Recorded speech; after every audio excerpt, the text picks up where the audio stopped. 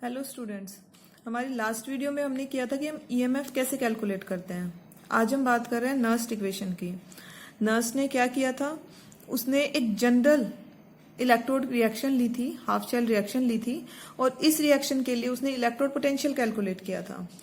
तो नर्स्ट ने जो इक्वेशन बनाई थी इलेक्ट्रोड पोटेंशियल कैलकुलेट करने के लिए, वो इक्वेशन आई थी ई। देखो यहाँ पे क्या हुआ है, इलेक्ट्रोड पोटेंशियल लिख रहे हैं और इलेक्ट्रोड पोटेंशियल को ई से रिप्रेजेंट कर रहे हैं। यहाँ पे जो Mn प्लस आयन है वो कन्वर्ट हो रहा है M में, ठीक है। तो यहाँ जो इक्वेशन बनेगी वो होगी Mn प्लस कन्वर्ट हो रहा है मेटल में, यानी कि electrode potential of this reaction. Nernst के अकॉर्डिंग ये जो था वो था standard electrode potential for the conversion of Mn plus into M minus RT upon NF Ln into concentration of metal divided by concentration of metal ion. देखो सबसे पहले तो मैं ये जो लगा रही हूँ स्क्वायर ब्रैकेट, ये आपको पता है, आप पहले 11th में कर चुके हो। ये रिप्रेजेंट करता है इसको स्क्वायर ब्रैकेट बोलते हैं, रिप्रेजेंटेशन करता है कंसंट्रेशन को, ठीक है। अब नर्स ने ये इक्वेशन दी थी for the conversion of Mn plus into M, ठीक है। यहां से उसने कहा था कि हम इलेक्ट्रोड पोटेंशियल कैलकुलेट कर सकते हैं। स्क्वायर ब्रैकेट यहाँ पे रिप्रेजेंट कर रहा है कंसंट्रेशन को, R यहाँ पे रिप्रेजेंट कर रहा है गैस कांस्टेंट को। ये आपको पता है, ये आप कर चुके हो 11th में, जिसकी वैल्यू होती है 8.314 जूल पर केल्विन पर मोल, ठीक है। T टेम्परेचर को रिप्रेजेंट कर रहा है। अगर STP की बात करेंगे हम, तब ये टेम्परेचर हम 298 केल्विन लेंगे, अदरवाइज जो क्वेश्चन में मेंशन होगा, न्यूमेरिकल में मेंशन होगा, वही हम लेंगे। N यहां पे रिप्रेजेंट कर रहा है number of electrons exchanged in a reaction, ठीक है। जो रिएक्शन हम कर रहे हैं, देख रहे हैं, उसके अंदर कितने इलेक्ट्रॉन्स ने पार्टिसिपेट किया। एन की कैलकुलेशन बहुत इंपॉर्टेंट है, बच्चे इसमें नॉर्मली मिस्टेक करते हैं। ये अभी जब हम न्यूमेरिकल करवाऊंगी मैं इस वीडियो के बाद, तब मैं आपको बताऊंगी कि एन कैसे कैलकुलेट करते हैं, ठीक है। एफ यहाँ पे जो है कैपिटल एफ, ये रिप्रेजेंट कर रहा है फेराडेज कांस्टेंट को। आई थिंक फिजिक्स में आपने इसके बारे में भी किया होगा, फेराडे कांस्टेंट, जिसकी जो वैल्यू होती है वो होती है 96487। ये हम इसकी वैल्यू लेते हैं। देखिए कई बार जब न्यूमेरिकल्स में इतनी बड़ी वैल्यू लेके कैलकुलेशन करना डिफिकल्ट हो जाता है, तब हम यहाँ पे इसकी वैल्यू 96500 ये लेकर के भी हम कैलकुलेशन कर सकते हैं, क्योंकि उससे कैलकुलेशन इजी हो जाती है हमारी, और जो आंसर आएगा उस आंसर में बहुत ज्यादा डिफरेंस नहीं आता है, ठीक है। तो ये सारे पैरामीटर्स थे जो उसने यूज किए थे नर्स ने। अब देखिए ये जो मेटल आयन है ये तो एक्वस सॉल्यूशन में है, इसकी कंसंट्रेशन डिपेंड करेगी कि आपको जो सॉल्यूशन दिया हुआ है इलेक्ट्रोलाइट का, उसकी कंसंट्रेशन क्या ली हुई है आपने।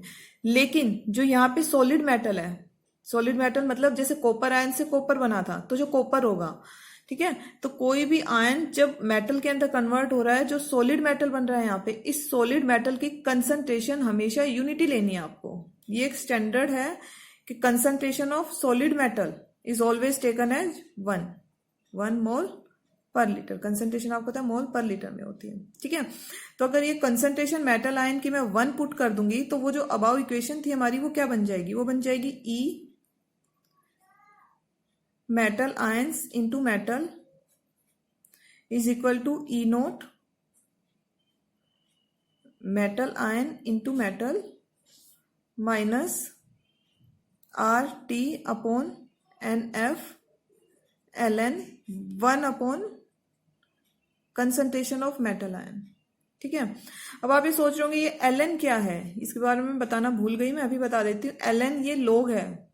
लोग आपको पता है 2 टाइप के लोग होते हैं, एक होता है लोग बेस E और दूसरा होता है लोग बेस 10। जो लोग बेस E होता है, ये इसी को हम Ln बोलते हैं। हमारे पास जो टेबल होती है वो लोग बेस 10 की होती है। ठीक है, अब log बेस ई की क्योंकि हमारे पास टेबल नहीं है, तो जब हम वैल्यू पुट करेंगे न्यूमेरिकल्स में तो इसको कैलकुलेट करना डिफिकल्ट हो जाता है, तो इसको कन्वर्ट करते हैं हम log बेस 10 में। और log बेस ई को log बेस 10 में जब कन्वर्ट करना होता है तो उसके लिए हम मल्टीप्लाई करते हैं 2.303 से। ठीक है, तो वो चाहे तो आप यहाँ पे पुट कर सकते हो। वैसे यहाँ पे एक जनरल इक्वेशन आ गई है हमारी इलेक्ट्रोड पोटेंशियल कैलकुलेट करने के लिए किसी भी एक हाफ शेल की अगर मैं बात करूं तो यहाँ पे मैंने एक हाफ शेल ली थी, उसने जो जनरल इक्वेशन ली थी। ठीक है, अब हम यहाँ पे एक डेरिवेशन करके दिखा रहे हैं जिसमें हमने इलेक्ट्रोड पोटेंशियल कैलकुलेट किया है डैनियल सेल के लिए। तो चलिए अब कैलकुलेट करते हैं हम इलेक्ट्रोड पोटेंशियल डैनियल सेल के लिए। देखो मैं कंप्लीट यहाँ पे अगर हम सेल की बात कर रहे हैं, हम हाफ शेल की बात नहीं कर रहे हैं यहाँ पे, तो जब कंप्लीट शेल आ जाता है तो जो यहाँ पे मैं इलेक्ट्रोड पोटेंशियल कैलकुलेट करूंगी वो इलेक्ट्रोड पोटेंशियल भी कंप्लीट सेल का होगा, यानी कि ई सेल कैलकुलेट करेंगे जिसको आप ईएमएफ भी बोलते हो यहाँ पे।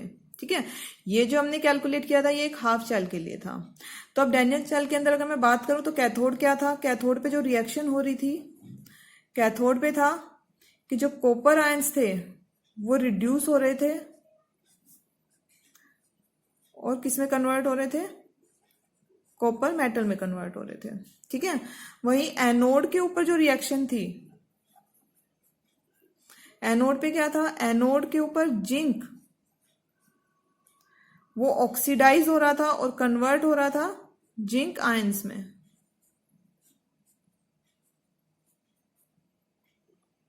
ठीक है, ये थी आपकी कैथोड और एनोड की रिएक्शन। कैथोड पे रिडक्शन हो रहा था और एनोड पे ऑक्सीडेशन हो रहा था। ठीक है, अगर हम ओवरऑल रिएक्शन लिखना चाहें यहां पे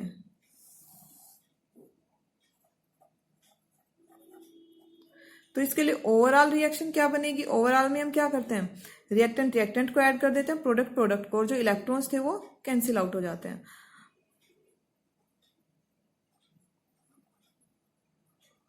जिंक सॉलिड है, कॉपर आयंस एक्वस,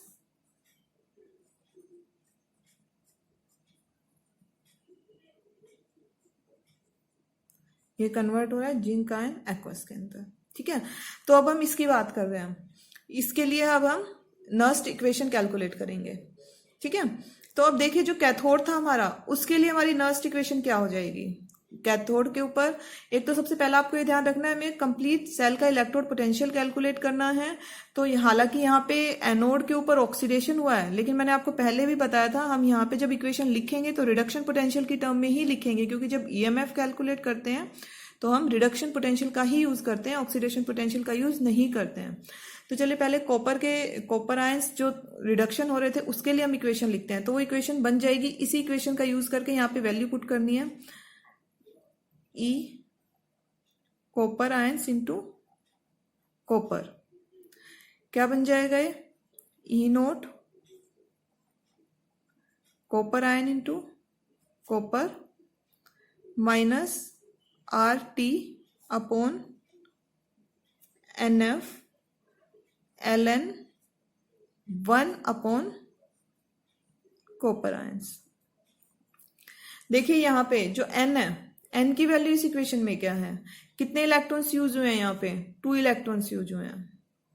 ठीक है, तो एन की वैल्यू यहाँ पे हम क्या रख सकते हैं, अगर आप चाहे तो एन भी रहने दे सकते हैं, चाहे तो इस वैल्यू को 2 भी कर सकते हैं। अब ये हो गई हमारी इक्वेशन नंबर 1। अब हम बात करते हैं इक्वेशन नंबर 2 की, एनोड के लिए। एनोड के लिए क्या हो जाएगा, सेम वही मैंने आपको बताया, रिडक्शन पोटेंशियल की टर्म में ही लिखना है ये, जिंक आयन इंटू जिंक। तो यहां भी क्या हो जाएगा, E naught zinc ion into zinc minus R T upon N F, N यहाँ पे 2 ही रहेगा, और ये हो जाएगा L N 1 upon zinc ion. ये आ जाएगी आपकी इक्वेशन नंबर 2। ठीक है, अब हम क्या करेंगे, इक्वेशन 1 में से इक्वेशन 2 को सब्ट्रैक्ट करेंगे, मींस इक्वेशन 1 माइनस इक्वेशन 2। तो ये क्या आ जाएगा आपका, आपको पास यहां पे आ जाएगा ई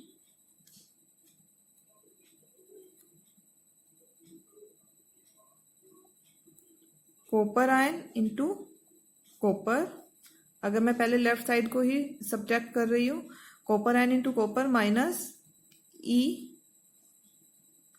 जिंक आयन इंटू जिंक, ये आ जाएगा आपका लेफ्ट साइड। ठीक है, अब राइट साइड की इक्वेशन मैं कंप्लीट करती हूं। E naught copper ion into copper minus R T upon 2F ln 1 upon concentration of copper ion. से तो इक्वेशन 1 हो गई। अब इसमें से हमें सब्ट्रैक्ट करना है क्या, इक्वेशन 2 को। तो जब मैं सब्ट्रैक्ट करूंगी माइनस साइन आएगा, तो ये माइनस का हो जाएगा और ये क्या हो जाएगा, प्लस का हो जाएगा। तो E naught zinc ion into zinc plus R T upon 2F ln 1 upon zinc ion concentration. ठीक है, अब ये देखिए ये आपका क्या बन गया, कॉपर क्या था, कैथोड पे था और ये एनोड पे था, यानी कि ई कैथोड माइनस ई एनोड, ये क्या बन गया आपका, ई सेल बन गया आपका। ठीक है, तो अब नेक्स्ट स्टेप में मैं इसकी जगह लिखूंगी ई सेल, यानी कि ईएमएफ ऑफ द सेल या फिर सेल पोटेंशियल। ठीक है, यानी कि हम उसकी जगह पे लिख सकते हैं ई सेल। ये किसके इक्वल हो जाएगा, E naught copper ions into copper minus R T upon NF ln 1 upon concentration of copper ions minus E naught zinc into zinc ion into zinc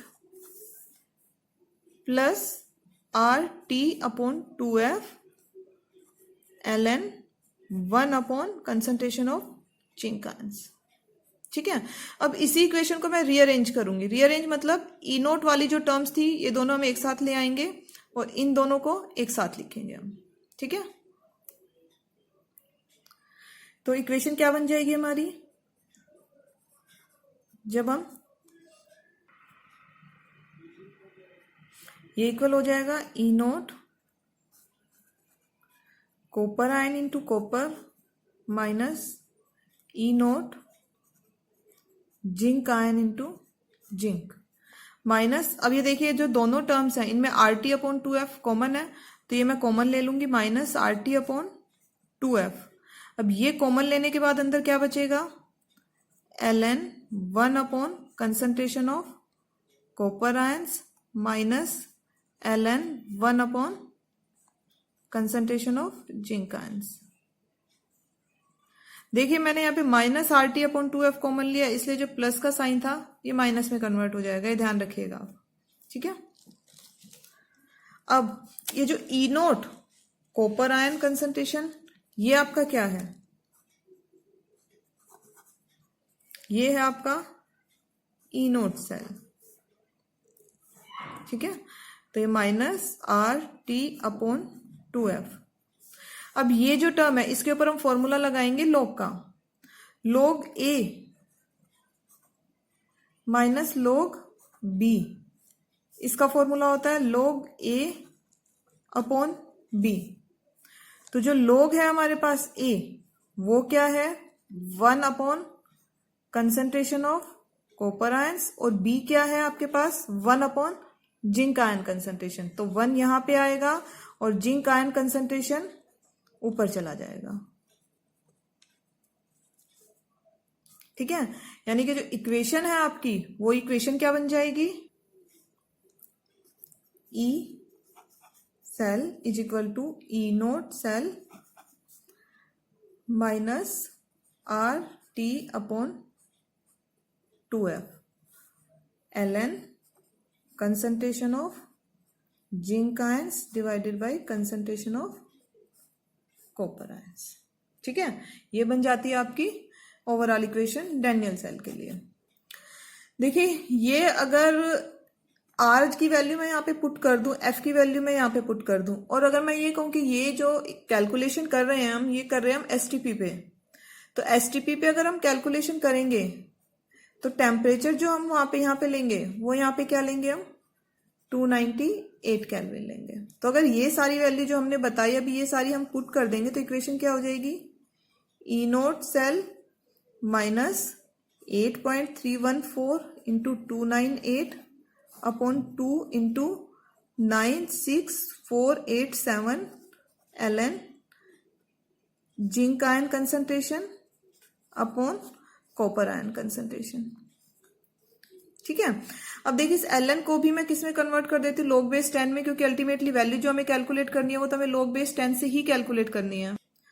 तो जैसा कि मैंने आपको पहले बताया था, log बेस e को log बेस जब 10 में कन्वर्ट करेंगे तो उसके लिए हम क्या करेंगे, इसको 2.303 से मल्टीप्लाई करेंगे।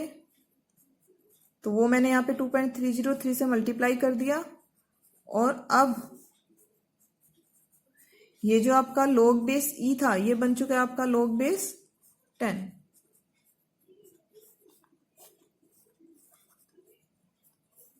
ठीक है,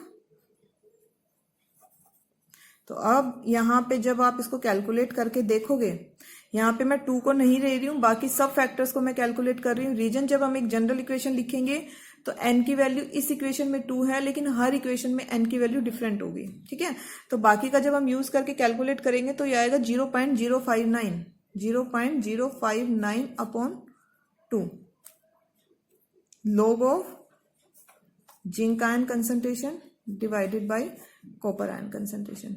अब हमने जो पहले आपने जो नोट की थी ओवरऑल इक्वेशन जो डैनियल सेल की थी, उसमें आप देखिए जिंक आयन प्रोडक्ट में थे और कॉपर आयंस रिएक्टेंट में थे। यानी कि जब आप एक जनरल इक्वेशन लिखेंगे, ये तो हमने डैनियल की बताई है, अगर हम कोई और सेल की इक्वेशन लिखेंगे तो जो आयन प्रोडक्ट में होंगे उनकी कंसंट्रेशन हमेशा ऊपर आएगी और जो रिएक्टेंट में होंगे उन आयन की कंसंट्रेशन हमेशा नीचे आएगी। जो सॉलिड मेटल होगा उनकी कंसंट्रेशन हम नहीं लेंगे क्योंकि उनकी कंसंट्रेशन हम 1 कंसीडर करते हैं, इसलिए उनको इग्नोर कर देंगे। तो ये आपको मेन पॉइंट ध्यान रखना है, concentration of product ion divided by concentration of reactant ions. ठीक है, अब ये तो एक डैनियल सेल के लिए हो गया पर्टिकुलर। अगर हम एक जनरल, मैं आपको यहाँ पे एक सेल लेके उसके लिए नर्स्ट इक्वेशन लिख के दिखाती हूँ। अब मैं यहाँ पे, अब जनरल इक्वेशन हम यहाँ पे लेते हैं कि A mole of A plus B mole of B, ठीक है, ये कन्वर्ट हो रहे हैं C mole of C plus D mole of D में। तो इसके लिए नर्स्ट इक्वेशन क्या बनेगी, सेम उसी तरह से यहाँ पे बन जाएगा E cell is equal to E naught cell minus, अगर हम STP पे नहीं ले रहे हैं तो ये हो जाएगा RT upon NF ln concentration of product में जो आयंस है वो बताया divided by concentration of reactant. यानी कि प्रोडक्ट में क्या है C into D upon A into B. जो मेन पॉइंट आपको यहाँ पे याद रखना है वो आपको ये याद रखना है कि जो नंबर ऑफ मोल्स, जो बैलेंस्ड केमिकल इक्वेशन जो आप ओवरऑल इक्वेशन लिखेंगे उस इक्वेशन के अकॉर्डिंग जो नंबर ऑफ मोल्स उसके साथ प्रेजेंट होंगे वो नंबर ऑफ मोल्स आप यहाँ पे यूज करोगे। डैनियल सेल में हमने इसलिए नहीं किया था क्योंकि वहां पे 1 थे ऑलरेडी। अगर 1 नहीं है तो हम यहाँ पे इसकी पावर में वो यूज करेंगे, ए की पावर में और बी सब की पावर में हम यहाँ पे लगाएंगे। ठीक है, अब सेम उसी तरह से अगर मुझे इसे लिखना हो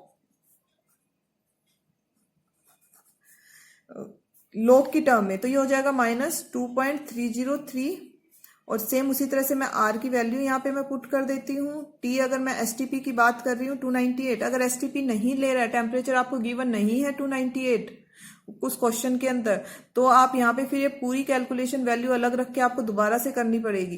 ठीक है, अगर टेम्परेचर गिवन है 298 या 25 डिग्री सेल्सियस तो आप डायरेक्ट इसके आपको करने की जरूरत नहीं है।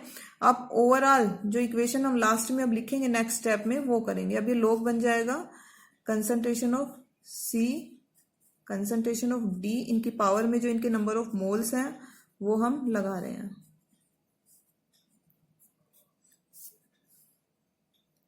ठीक है, ये हमने लगा दिया यहाँ पे। अब ये वैल्यू जब हम कैलकुलेट करके देखेंगे उसी तरह से हमारे पास आ जाएगा -0.059 divided by n log of जो भी कंसंट्रेशन हमारी प्रोडक्ट की है डिवाइडेड बाय जो कंसंट्रेशन हमारी रिएक्टेंट की है। ठीक है, ये बन गई है आपकी ओवरऑल इक्वेशन जो आप जनरल यूज करोगे किसी भी कैलकुलेशन के अंदर जहां पे आपको सेल का इलेक्ट्रोड पोटेंशियल कैलकुलेट करना होगा। ठीक है, अगर मैं आपको फिर बता रही हूँ, अगर टेम्परेचर 298 केल्विन नहीं गिवन है तो आप ये इक्वेशन यूज करेंगे 2.303 R T divided by N F. R और एफ की वैल्यू सेम रहेगी, टेम्परेचर यहाँ पे चेंज होगा। अगर टेम्परेचर 298 केल्विन गिवन है तो आप ये इक्वेशन यूज करेंगे डायरेक्ट, ये आपको कैलकुलेशन का आपका स्टेप बच जाएगा अगर आप ये डायरेक्ट इक्वेशन यूज करेंगे।